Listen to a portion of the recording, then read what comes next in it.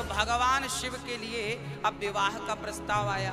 अब भगवान तो जाग गए समाधि से। फिर कहा रति से चिंता ना करो, आपका पति त्रेता द्वापर युग में कृष्ण के पुत्र बनकर प्रकट होंगे प्रद्युम्न, तब आप इनसे विवाह कर लेना। और अब भगवान शिव पार्वती से विवाह के लिए अपनी सुंदर सी भगवान नारायण के कहने पर बारात तैयार करते हैं। बोले जैसे दुल्हा तस बनी बाराता, जैसे दुल्हा तस बनी बाराता, जैसे दुल्हा तस बनी बाराता, जैसे दुल्हा तस बनी बाराता। ऐसी बारात कहाँ देखी होगी कि भगवान शिव ऐसी बारात लेकर अब पार्वती से विवाह करने जा रहे हैं। भगवान शंकर बैल पर चढ़ गए, बैल पर चढ़कर गए, यहाँ पर छोटे सांप लगा लिए।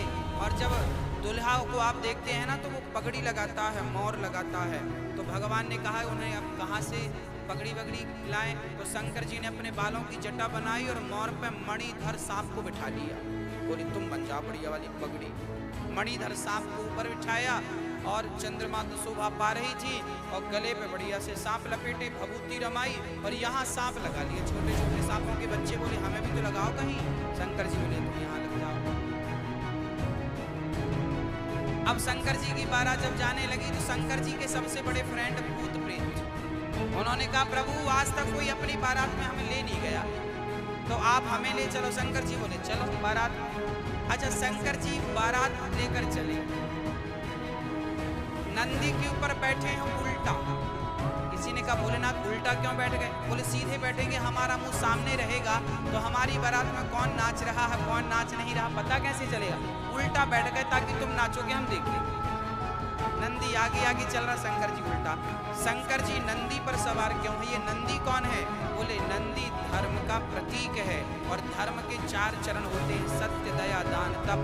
भगवान शिव नंदी पर सवार नहीं है, भगवान शिव धर्म पर सवार होकर विवाह करने जा रहे हैं। जीवन का तात्पर्य यह है समझने का कि इस जीवन में जब विवाह करें तो धर्म पर सवार होकर के करें। हाँ, और गले पर नाग लपेटे हैं, इसका तात्पर्य क्या है? बोले नाग काल का प्रतीक है। नाग किसका प्रतीक है? काल का। भगवान शिव कह रहे हैं कि मेरे हृदय में तो सदा वसंतम हृदयारविंदे, मेरे हृदय में राम है। जब राम को हृदय में बसा लिया तो फिर काल की चिंता ना करना, काल तो आपका गुलाम बन जाएगा। जब राम को आप लेकर चलेंगे तो काल से डरने की जरूरत नहीं, काल गले पे लटका है। शिव जी के ये तात्पर्य है। शिव जी चल रहे हैं बारात लेकर, बड़ी अद्भुत बारात। जस दुल्हा तस बनी बाराता।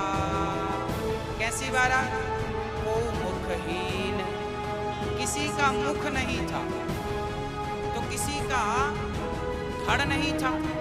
अब कोई मुख ही मुख जा रहे हैं तो कोई धड़ ही धड़ जा रहे हैं, तो किसी का कुछ दिखाई नहीं, केवल पांव पांव दिखाई पड़ रहे हैं। अब सारे देवी देवता सोचे राम राम, इंद्र सोचे कि मैं इनके संग जाऊंगा तो अपनी भी इमेज कुछ खराब होगी कि भूतों के संग चल रहे हैं। इंद्र ने अपनी टोली अलग कर ली, ब्रह्मा ने अपनी टोली अलग कर ली, भगवान नारायण ने अपनी टोली अलग कर ली। बारात में गए सब पर अलग अलग ग्रुप बन के गए। शंकर जी के संग केवल भूत प्रेत ही चले, उनके गण थे, सब नाचते कूदते चले आए। यहाँ तक तो ठीक है। जब बारात ससुराल पहुंची, जब बारात पहुंची तो मैना रानी ने देखा कि बारात बढ़िया है। सबसे पहले बारात में कौन थे? ब्रह्मा जी। ब्रह्मा जी आगे आगे। मैना रानी बोली राम राम, मेरी बेटी के लिए 3 सिर वाला 4 सिर वाला? ना ना ना देवी क्षमा करना, मैं आपका दामाद नहीं हूँ, दामाद पीछे है। ब्रह्मा जी आगे भाई। अच्छा अच्छा आप बैठिए। ब्रह्मा जी बैठे रसगुल्ले खा रहे हैं। तब तक भगवान नारायण पहुंच गए। नारायण जब पहुंचे, भगवान नारायण को देखकर मैना बोली ओहो बड़ा सुंदर दुल्हा, कितना सुंदर है, लो इतना सुंदर दुल्हा, आहा हा हा। शंकर जी देख कर माता मैना बोली वाह मेरे तो बेटी की भाग्य खुल गए। भगवान नारायण बोले हम दुल्हा नहीं हैं, हम तो बाराती हैं। अब मैना रानी सोची जब बाराती इतने सुंदर तो मेरा दुल्हा मेरा दामाद कितना सुंदर। नारायण जी भी गए और आगे बढ़िया रबड़ी खाने लग गए। शादी विवाह में तो यही मिलता खाने पीने को, कोई रसगुल्ला खा रहा, कोई रबड़ी छान रहा। हाँ, अब तीसरे नंबर पे इंद्र आए। इंद्र हाथी पर चढ़कर आए। मैना रानी बोली लगता यही दुल्हा है। आरती, इंद्र बोले देवी मैं आपका दामाद नहीं, दामाद जी पीछे हैं। अब जब सब अंदर हो गए, आखिरी में भगवान शिव की एंट्री हुई। और जैसे ही बारात गांव में पहुंची तो गांव में सबसे ज्यादा बारात को देखने के लिए बच्चे उत्सुक रहते, बच्चे दुल्हा कैसा है। और माताएं दरवाजा खोल खोल के, खिड़की खोल खोल के झांक रही थी, दुल्हा की नजर कैसी है, दुल्हा कैसा है, देख ले। और जैसे ही शंकर जी महाराज ने अपनी एंट्री की, भूत प्रेतों के संग जो बच्चे भागे, मैया बचा, आज बच गए तो जिएंगे, नहीं तो मर जाएंगे। अब मैया की गोद में जाके छिप गए बच्चे। क्या हुआ? माँ बोली मैया ये बारात आई है कि काल आया है। अब शंकर जी के भूत प्रेतों को देखा, सारे बच्चे भागे। अब मैना रानी देखी, चरणों से आरती उतारते जैसे ही मुख की तरफ गई तो आरती मतलब आग को देखकर सांप डरता है। और जैसे ही सांप ने देखा कि आरती में आग, एक फुसकार लगाई। और जैसे ही फुसकार लगाई, मैना रानी के हाथ से थाली वाली छुटी, भागी। भगवान ये कौन सा काल है, भाग रही है मैना रानी। और सब लोग समझा रहे हैं। अब मैना रानी दौड़ी दौड़ी गई और पार्वती के हृदय से लग के रोने लग गई। पार्वती मैया बोली माँ क्या हुआ? बोली बेटी मैं तुझे अब कुंवारी रखूंगी, पर ऐसे से तेरा ब्याह नहीं करूंगी। उसके गले में सांप है, भभूति है, भस्म है, मृगछाला है। मैना रानी बोली अब मैं बेटी को लेके पहाड़ से कूद के मर जाऊंगी, पर ऐसे के विवाह, इससे विवाह नहीं करूंगी। बहुत समझाया। पार्वती ने कहा माँ विवाह तो जहाँ लिखा है वहीं होगा, आपका कोई दोष नहीं है, मेरा तो इनके संग ही प्रेम है, आप तो होने दीजिए। जब बहुत नारद जी ने समझाया, पार्वती ने समझाई, तब मैना रानी मानी। और विवाह जब चालू हुआ तो मंडप के नीचे आई खवासन। और जब खवासन आई और कहने लगी दुल्हा राजा नैंग दे दो, तो शंकर जी ने हाथ का सांप खोला, उसकी झोली में डाल दिया, ये नैंग ले। भागी खवासन। पूरे बाराती गदगद हो गए। मतलब भगवान शिव की जो बारात और शिव जी का जो विवाह था बड़ा अद्भुत था। भगवान शिव ने माता पार्वती से बड़ा अद्भुत विवाह हुआ वहां पर। और बहुत प्रेम से नगरी इतनी सुंदर सजाई थी हिमालय ने कि स्वर्ग भी फीका लग रहा था। जगत जननी जगदम्बा का विवाह जो है भगवान शिव के संग और माता पार्वती इतनी सुंदर लग रही थी कि कई रति और कई कामदेव और कई चंद्रमा भी फीके लग रहे हैं। करोड़ों मुख से इनकी सुंदरता का कोई निरूपण नहीं कर सकता। इतनी सुंदर माँ पार्वती शोभा पा रही हैं। माँ पार्वती भगवान शिव के गले में माला और शिव जी पार्वती के गले में माला पहनाकर विवाह पूरा करते हैं। विदा होती है और मैना रानी सती पार्वती को समझा रही हैं, बेटी पति भगवान होता है, याद रखना। देखिए पार्वती जैसी माँ को भी पहले की माँ समझाती थी कि पति भगवान है, अब तुझे वहीं रहना है, सुख दुख वहीं झेलना है जैसा भी मिले। और आजकल कि माँ अपनी बेटी से कहती है बेटी चिंता करने की बात नहीं है, दहेज बहुत दिया, कोई 3-5 करे फोन लगाना गुंडे भिजवा देंगी। हाँ, पहले की माँ ये समझाती थी कि बेटा तेरा पति भगवान है, तुझे भगवान पति को भगवान मानकर उनके संग खुश रहना है, पति परमेश्वर होता है। और आजकल क्या शिक्षा दी जा रही है। भगवान शिव विवाह करते हैं, कैलाश पर्वत पर भगवान पहुंचे, उनके पुत्र हुए श्री कार्तिकेय जी षडानन 6 मुख वाले, और उन्होंने तारकासुर को मारा है। और प्रेम पूर्वक भगवान शिव और पार्वती बहुत समय के बाद जब इनके पुत्र हो गए तो आज माँ पार्वती बैठी हैं और भगवान शिव बैठे हैं। और आज पार्वती ने शिव से प्रश्न कर दिया कि हे प्रभु मुझे, अच्छा पार्वती को स्मरण है कि मैं पिछले जन्म में सती थी और मुझसे ये गलती हो गई थी। अब माँ पार्वती भगवान शिव से हाथ जोड़कर प्रश्न कर रही हैं, हे प्रभु मुझे कुछ पूछना है आपसे, प्रश्न करना है। देखो भगवान शिव शादी के पहले भी भगवान के ध्यान में डूबे और शादी हो गई, बच्चे हो गए, अब भगवान शिव पार्वती पति पत्नी भगवान की कथा में लग गए। इसका तात्पर्य यह है कि बच्चे हो जाएं, बच्चे सेटल हो जाएं तो आप दोनों पति पत्नी बची हुई जिंदगी भगवान के चरणों में समर्पित कर दो, यही जीवन की सार्थकता है। भगवान शिव पार्वती बैठे हैं और पार्वती ने प्रश्न कर दिए कि प्रभु राम कौन है, क्या ये वही राम है? ऐसे तमाम प्रश्न किए। अब माता पार्वती के तमाम प्रश्नों की ओर कल हम चलेंगे तो गृहस्थी सफल हो जाती है। माता पार्वती ने भगवान शिव को प्रणाम किया और हाथ जोड़कर प्रश्न किए कि हे भोलेनाथ, मेरे भीतर भगवान के प्रति कोई संदेह नहीं है, परंतु एक जिज्ञासा है। आप कहें तो मैं अपनी जिज्ञासा प्रकट करूं। भगवान शिव बोले, पार्वती आप प्रकट कीजिए, आपकी क्या जिज्ञासा है? तब माता पार्वती ने कहा, तुम पुनी राम राम दिन राती सादर जपहूं अनंग अराती। राम सो अवध नृपति सुत होई, कियज अगुण अलख गति कोई। माता पार्वती ने प्रश्न किया है कि हे भोलेनाथ, आज मैं जिज्ञासावश राम की पावन कथा जानना चाहती हूँ और मुझे कुछ संदेह है, मुझे कोई बात समझ में नहीं आई, कृपया करके मुझे समझाने का कष्ट करें। पार्वती से भगवान शिव ने प्रसन्न होकर कहा, देवी तुम्हें जो समझ में नहीं आया स्पष्ट पूछ लो। तब पार्वती जी ने कहा कि आपको मैं देखती हूँ कि आप दिन रात राम राम जपते हैं। हे भोलेनाथ, आप दिन रात राम राम जपते हैं, तो जिस राम का नाम आप दिन रात जपते हैं, क्या ये वही राम है जो दशरथ के आंगन में खेल रहे हैं? क्या ये वही राम है जो माता कौशल्या की गोद में है? क्या ये वही राम है जो सीता के लिए रो रहे हैं? हे प्रभु, मुझे बड़ा संदेह है। क्या संदेह है? मैंने तो ये सुना है कि राम ब्रह्म है, राम परमात्मा है। यदि राम ब्रह्म है तो फिर ब्रह्म भला किसी का बेटा कैसे बन सकता है? ब्रह्म तो परमात्मा है, वो तो अजन्मा है, उनका तो कभी जन्म नहीं होता, वो तो निराकार है।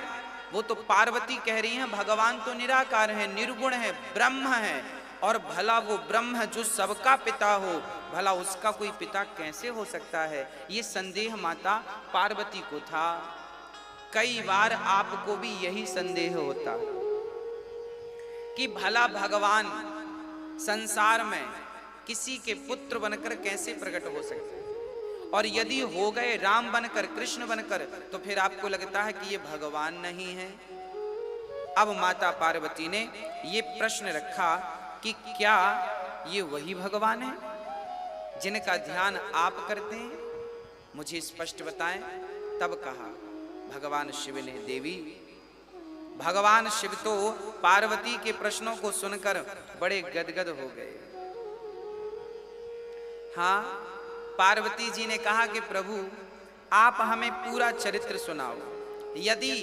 यदि वह ब्रह्म ही राम है तो राम दशरथ के पुत्र क्यों बने, और बने तो फिर उनके राज तिलक के समय उन्हें वनवास क्यों भेजा गया? वनवास गए तो फिर वहां रावण सीता को क्यों चुराया?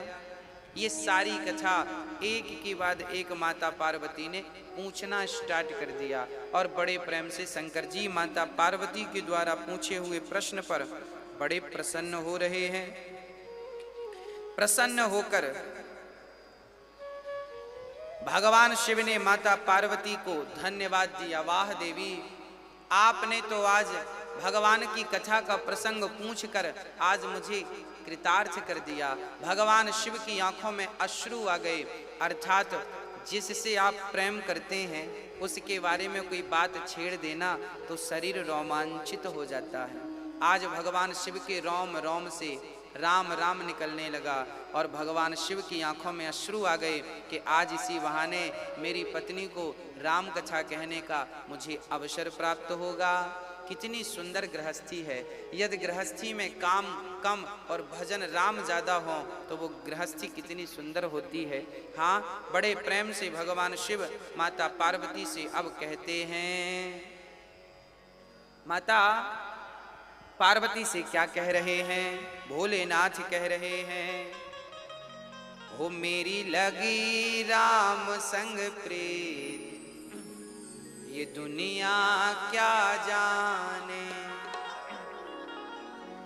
क्या जाने कोई क्या जाने, उस दशरथ अजीर बिहारी, बंदऊ बाल रूप सोई राम, सब विधि सुलभ जपत जी सुनाम। भगवान शिव कह रहे हैं कि राम तो मंगल भवन है, अर्थात मंगल की खान श्री राम जी हैं। ऐसे राम को हम प्रणाम करते हैं, जिसका नाम जपने मात्र से सब सिद्धियां सहज में प्राप्त होती हैं। जो अमंगल का नाश करने वाले हैं, जो दशरथ के आंगन में खेलने वाले राम हैं, वो राम मुझ पर कृपा करें। आप सभी लोग जब नया घर बनवाएं तो अपने घर पर यदि आपने ये वाली चौपाई लिखवा दी, घर के द्वार पर बाहर जहाँ पर बाउंड्री पर जहाँ भी जगह हो, बढ़िया पेंटर को बुलाइए और ये चौपाई लिखवाइए, मंगल भवन अमंगल हारी, द्रवऊ सुदशरथ अजीर बिहारी। जिस घर के द्वार पर ये चौपाई होती है उस घर में सदा मंगल ही मंगल होता है, अमंगल की संभावना उस घर पर कभी नहीं होती। इसलिए आप अपने घर पर कुत्तों से सावधान मत लिखवाइए, मंगल भवन अमंगल हारी लिखवाइए। जो राम मंगल के भवन हैं, ऐसे मंगल भगवान को, राम को श्री शिव जी प्रणाम करते हैं।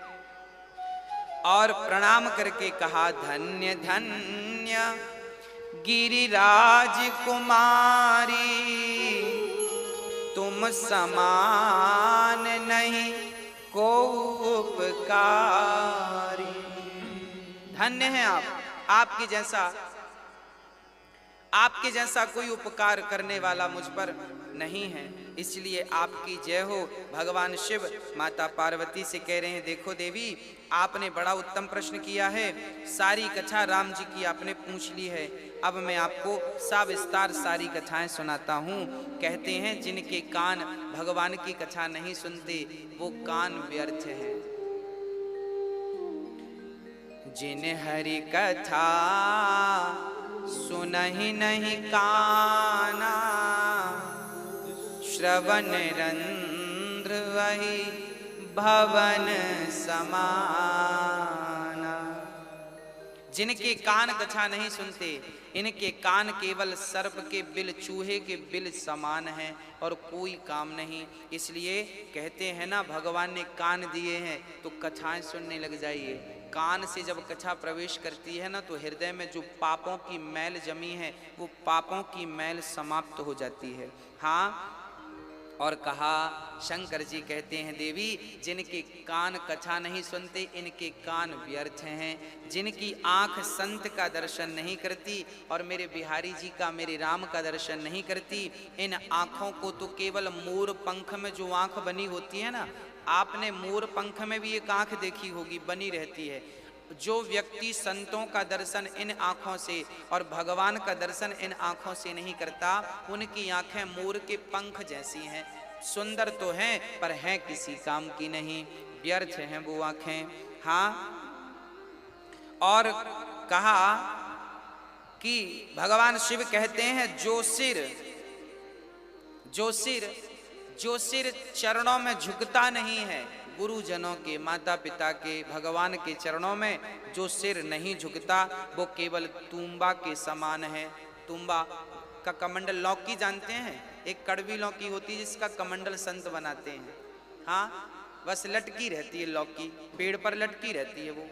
हाँ, ऐसे ही वो व्यक्ति का सिर किसी काम का नहीं, जो सिर नहीं झुकाता, तुम्बा अर्थात कड़वी लौकी, ना वो खाई जा सकती ना वो उसका कोई उपयोग है, कड़वी लौकी की तरह है, तुम्बा की तरह है। और कहते हैं शंकर जी, जिन हरि भगति हृदय नहीं आनी, जीवत सब समान ते प्राणी। जिस व्यक्ति के हृदय में भगवत, ये शंकर जी कह रहे हैं, ये राम कथा में भगवान शिव कह रहे हैं, जिसके हृदय में प्रेम नहीं है, भगवान के प्रति भक्ति नहीं है, वो व्यक्ति मरा हुआ समझिएगा। हाँ, जिंदा उसी को मानिएगा जिसके अंदर भगवत प्रेम है, जिंदा उसी को मानिएगा जिसके अंदर भगवत भक्ति है। जिसके अंदर भक्ति का संचार नहीं है, भक्ति अभी जन्म नहीं लिए जिसके हृदय में, समझिएगा कि वो व्यक्ति चलता फिरता मुर्दा है। एक गांव में एक महात्मा जी पहुंचे। वो महात्मा जी गांव के बाहर शमशान था, वहीं रुक गए। शमशान पर उन्होंने देखा कि सारे चबूतरे बना रखे हैं, चबूतरों पर एक छोटा सा पत्थर गाड़ रखा है, पत्थर पर लिखा था किस व्यक्ति का जन्म कब हुआ और ये व्यक्ति मरा कब। अर्थात शमशान में सबके मरने वाले की जन्म और जन्म लेने का जन्म समय लिखा था, कब तारीख पर जन्म लिया, किस तारीख पे मरा, और नाम, फलाना व्यक्ति जन्म इस तारीख को मर गया। वहां हजारों की संख्या में नाम थे, पर सारे नाम की जो उम्र थी ना, वो केवल 10 वर्ष थी, किसी की 5 वर्ष थी, किसी की 2 वर्ष थी, अधिक से अधिक किसी की 12 वर्ष थी। संतों को लगा कि यहाँ हजारों नाम लिखे हैं मुर्दों के, पर 12 साल से ज्यादा की उम्र किसी की है ही नहीं। भाई इस तारीख को पैदा हुआ और 12 साल के अंदर ही वो मर जा रहा है। तो गांव में संत जी ने पता किया कि भाई क्या इस गांव में लोग ज्यादा जीते नहीं हैं। गांव वालों ने कहा महाराज गांव में तो लगभग सारे 80-80 साल के हैं, 50-50 साल के हैं, 100-100 साल के भी बूढ़े मिल जाएंगे आपको, आप ऐसा क्यों पूछ रहे हैं। संत जी ने कहा शमशान में मैंने देखा 12 साल से ज्यादा की उम्र का कोई था ही नहीं। गांव वालों ने कहा महात्मा जी हम व्यक्ति की वही उम्र लिखते हैं जिस उम्र से उसने भजन स्टार्ट किया, जितना उसने भजन किया, जिस समय से उसने भजन किया उसी को हम उम्र मानते हैं। बाकी समय तो उसकी व्यर्थ मुर्दे की तरह बीत रही थी, उसकी तो हम गिनती करते ही नहीं। तो आप अपने जीवन में जब से भजन करना, भगवान से प्रेम करना स्टार्ट करेंगे तभी से आपकी उम्र मान्य होगी। अर्थात तो फिर मुर्दे की तरह बहुत लोग जी रहे हैं, उनका तो कोई अर्थ नहीं है। हाँ, तो ऐसे भगवान शिव कह रहे हैं देवी सुनो, जो व्यक्ति भगवान से प्रेम नहीं करता वो चलता फिरता मुर्दा है। ऐसा कौन, मैं नहीं, भगवान शिव कह रहे हैं। इसलिए जिनके हृदय में प्रेम नहीं है वो व्यर्थ हैं, ऐसों के दर्शन करने से पाप है। इसलिए हृदय में भगवत प्रेम जगाइए। भगवान शिव कह रहे हैं कि देवी जो नहीं कर